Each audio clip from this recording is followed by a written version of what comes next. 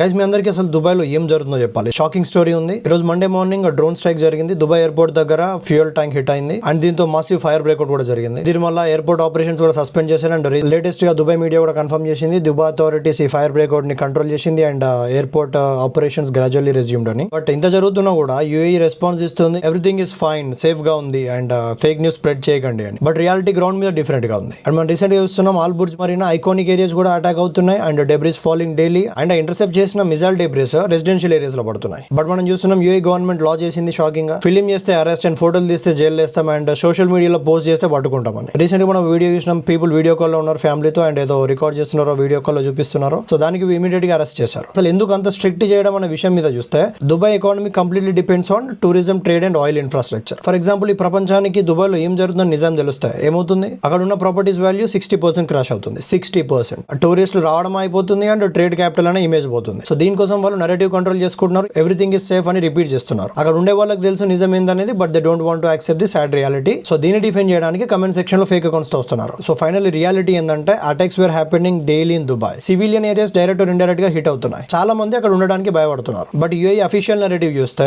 అంత సేఫ్ గా ఉంది, ఫేక్ న్యూస్ స్ప్రెడ్ చేయొద్దు అని, ఫిలిం చేయొద్దు అని. ఇదంతా ఒక ఎకనామిక్ సర్వైవల్ కోసం అండ్ ట్రూత్ హైడ్ చేస్తున్నారు. అండ్ ఇది Dubai's reality guys. Stay informed and రియాలిటీని అందరికి షేర్ చేయండి. ఇలాంటి ఇంకా అప్డేట్స్ కోసం ఫాలో చేయడం మర్చిపోకండి.